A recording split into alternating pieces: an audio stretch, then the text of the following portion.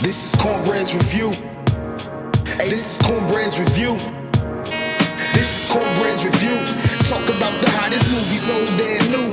Cinema breakdown, grasping the truth. No acting, I leave that for the cast and the crew. The capture the cool, not theatrical goose. So you better be direct or you have to produce something to break in like last minute news and keep quiet when the real boy Matt and they rules. Woo. Yo. Welcome back for another episode of Cornbread Movie Review. I appreciate you. First off, I love y'all, man. Hopefully y'all love me. Make sure, keep smashing and bashing and passing along that subscription, man. Get the numbers up. We passed 100. I appreciate that. Maybe that's not a lot to some of y'all, but it is to me because I started with 0, right? So I appreciate y'all so much.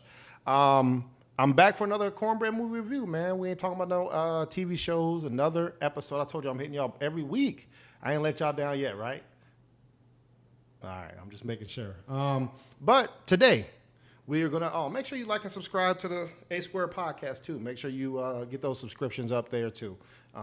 We doing some big things, a lot of content, over 100 and almost 150 shows, so we almost getting there, man. But we are back with another episode, and today we're going to talk about Jurassic Park Dominion. It is out, ladies and gentlemen. It is PG-13, and it is in theaters. All right? If you're new to the channel, first off, thank you. And I would say I do each movie category or each movie review in 5 different categories. All right? You got acting, storytelling, cinematography. You got, did I get what I bought? Is it a must-see in different categories? And then each category, the best they can get is 5. I tally it up, spits out a Cornbread movie review, and then we move on to the next thing. And I always got something special for y'all at the end. So let's get into it. First category is acting, all right? So Chris Pratt is in this movie. He's been in the last, 3 Jurassic Parks, Jurassic Worlds. He's been the last, I guess, trilogy of the Jurassic Park series, all right? So he was the same character. Basically, he's trying to play, let's say, the family man at this time. And from the previous movies, trying to protect and be the father of the clone girl. And we'll get into that situation a little bit. He's basically the dinosaur whisperer, which I don't understand it. It frustrated me on the other movies, and it did again this one, right? With him and Blue. So they have a little situation. Blue's on her own. If you watch the other Jurassic Parks, you know who Blue is, all right? Also in this movie, you got Laura Dern. Now, she was in the first Jurassic Park movie, so it was really great to see her in the other cast. She plays a scientist, one who's basically trying to love and save the dinosaurs and stop the malfeasance and the certain creations of these dinosaurs that are roaming across the world. So it's great to see her. It's great to see the original cast, too, especially with me growing up. You know, this was one of my favorite movies to watch as a kid, you know, Jurassic Park when it first came out in the 1990s. So everybody was the same characters. Nobody played outside of their character. I would say it was a lot of characters, and we get into if that's good or bad later in the categories. But for me, everybody did solid. Nobody didn't overachieve, but everybody held their own, right? There was no slacker in this category. So for acting, very average is going to get a 3.5 out of 5, okay? Next category, cinematography. Now, I said in this category, this movie is the last of the saga, all right? So Jurassic Park, I guess they're done with it, okay? So you get that. This movie is very complete. So I think this movie is about 2 hours and 20 minutes. So use the bathroom, get your popcorn ready, you know, try not to leave in certain parts. Also, the budget for this is $185 million. Bro, they just throwing 175 to 200 million just to any movie, you know, any blockbuster movie. So that's really the threshold. So 185 million. Now in this category, you know, I go off of soundtrack. I go off of locations. So for this movie, they were in Cali. They were in Nevada. They're in Alaska. They're in Texas. They was in Utah. They were all over the United States. I don't think... I can't remember if there's other places of the world, but they were traveling a lot. I just stopped taking notes on where they were going from location to location. And I hope they were at that location because you get points for me, but don't let it just be in Atlanta or something like that to jar filming. So that's good. The Dinosaurs, I think they're the star of the show. They look phenomenal. From the big ones to the small ones, you could tell the detail. The CGI did a great job. The problems I did have is when they zoomed in on them and you get the characters trying to touch on them, you could tell those are like the robotic ones. So they need to do a little bit better on that. But overall, CGI did its job for cinematography. Also in this movie, you had they've had fight scenes, chase scenes, scary scenes. So they gave you different styles of filming. You had a plane crash, different things like that. One of my favorite scenes though was when I don't even know what to call that T-Rex, or it was bigger than, it was different. It was like a hybrid between a bird and a T-Rex. But whatever that thing was, it was following a character, and she went under the water, and it was like half the dinosaur, half water. Great. That was very creative, and I think they captured that scene perfectly. That was one of my favorite ones. So to me, they put a lot of their money and effort into the cinematography of it because they want you to feel like these dinosaurs are really with the humans. And to me, it's also in 3D too. So to me, it translated over. So this category is going to get a 4.5 out of 5. All right. Next category, storytelling. So this category is storytelling. Like I said, you have, once again, this is a sequel of all the movies. So this is the final one. And we're at the stage where there's no more parks. There's no more one got out and they got to get away. All the dinosaurs are loose, right? Or at least contained in this one. Some are loose and then others are contained in this one area. So you have humans and dinosaurs interacting every day. I really enjoy that. I mean, because to me, that's pretty cool, man. It would be nice to see a dinosaur, I guess, in real life, right?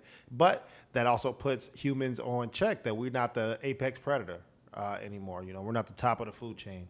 So I really like how they had certain conversations of that. People even had these dinosaurs as pets. They were breeding them. They were doing illegal stuff to them, killing them. So it would be interesting. I mean, to me, I think that's how this world would work that we're in currently now, is how they were treating some animals, or someone were trying to leave and run as well. So I think that's pretty cool. Now, scientists are always in the lab, always trying to do something. And they created, let's say, these locusts, the steroid locusts. They were souped up, and they were terrorizing everything. Now, this created two storylines. You have, like I said, they had the clone female, the clone kid. So you have people trying to kidnap her and, get her back to the compound. And then you also have another one where you have the locusts trying to wipe out. I guess they were, created to wipe out all of the food so that you only go to kind of one source that the locusts don't eat. So it was a lot of money behind it, power behind it. I'm not going to give all the spoilers, but that was basically, you got two concurrent stories going on at the same time. So I think that was okay. This comes a problem where there's still a lot of characters, though. Everybody needs to get their screen time. Somebody gets in a sticky situation, then you just cut to the next scene. So you don't even know what happened to them, and then you see them later, and they're with the group and things like that. So they've got a little bit better, do a little bit better with the storytelling. A couple bad things, though. I say this, I'm gonna keep the same energy in all my movie reviews. I don't get how you can have normal people in a soccer mom van, beat up soccer mom van, and they're out running military trucks. These people have guns, and they're winning. Come on, man. We got to be a little bit more creative. I understand it's a movie, but come on, man. We need some better writing. That's what we need. Also, you have How is this the universal? It's gonna stop dinosaurs. Just put your hand up. Let's see if it works in real life. Whenever dinosaurs come back, put your hand up and see if it don't get bitten off. Come on, man. I don't understand how that's the universal stop from dinosaurs. Like that's going to listen or something like that. So that was another problem I had. And then the movie kind of turned into like a 007 movie. It was kind of weird middle of the movie. They're doing certain things, going on Mission Impossible trips and tasks and different things like that. So now everybody can fight. I mean, come on, man. it's an issue that I had. And then one of the last things, the issue I had is a plane crash. First off, and they crash in the water, and nobody gets wet. And then when they're walking on the ice and all this other stuff, and they dive in the water, they don't freeze to death. They're not shivering. They're not anything. Like, come on, like none of this. Stop thinking that the viewer is stupid. Come on. If I could talk about it, okay, how can we write that into this to make it better or change the scene a little bit? But writing has to be better in this category. So for me, I'm gonna give it a 3 out of 5.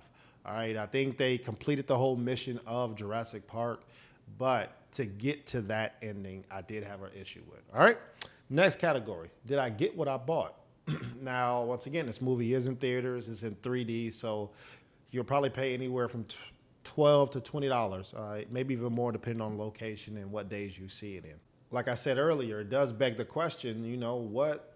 How would you handle being around dinosaurs, and how would dinosaurs handle humans? All in the area. If you're trying to I think they create a force field around certain areas, but not around the major towns. So if you build up a skyscraper, spend all your money, and then a T-Rex just come knock that thing down, like, come on, man, like that could be frustrating. And then obviously, where would PETA be at? Come on, where does PETA play a part in this? That's a tongue twister right there. So I really enjoyed.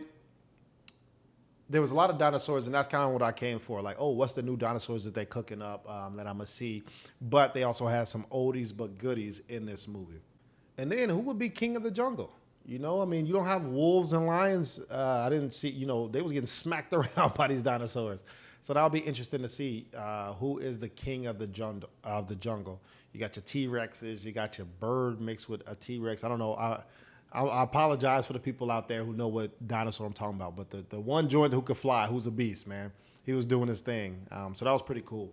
So to me, did I get what I bought in this category? I'm going to say a 3.5 out of 5. I got the nostalgia part where, I felt like I was a little kid again, and I was on the journey with the characters. But I don't think they went over the top. I think they rested on their laurels of, hey, we're Jurassic Park, so we can get away with certain things. So 3.5 out of 5. Now, last category. Is it a must-see? I'm going to say you get the old lines. Like when they say run and don't move, right? Like those are classic lines. You get that. You also got some old artifacts, some old music, so it puts you in that nostalgia atmosphere again. And you can see it with your kid. Like I said, it is PG-13, but there was no sex scenes or anything crazy or even curse scenes. So I would say you could take your kids. Maybe just they might get a little bit scared if they're a little bit younger. But to me, hey, Cornbread certified to take it with your kid. One problem I did have at the end is it kind of turned into like a Godzilla vs. King Kong movie. I don't know. They just had everybody fighting, and then you got humans running under these people. Like we've seen it before. That wasn't creative, but I was still excited that I saw it. So is it a must see? I'm gonna say a 4 out of 5 from me. All right. Now that brings me to the final tally. Overall, Cornbread movie review: Jurassic Park Dominion receives a 3 out of 5. Our 3.5 out of 5 for Cornbread movie review. All right, check out my 2022 movies so far. We're running through this thing. We see the ranking. Now, this is the part of the segment where I give you a forgotten movie. This is a movie where you forgot about, you haven't heard of, or it's an oldie but goodie. You definitely need to go back and check this out. All right, this movie came out in 2016. Yes, 2016 kind of seemed like around the corner, but it was a good time ago. This movie is PG-13. It's a mystery movie. It's a mystery movie, but it's a magical movie too, and I loved it. And that movie is Prestige. Prestige has Christian Bale in it. Has Hugh Jackman in it. It's a magic movie. Keep you on the edge of your seat on. Am I watching what I'm watching, or how are they doing that? They are doing their thing. It's two stories or two rivals going at it, and one wins and one doesn't. But will they kill themselves to try to top the other one? I don't know. Hey, you're going to have to watch the movie The Prestige. Go watch Jurassic Park. And let me know if you like and subscribe what I'm saying, man. So appreciate it. Love A Square Podcast, www.asquarepodcast.com. And I'll be back again with another episode, all right? Holla at y'all. Peace.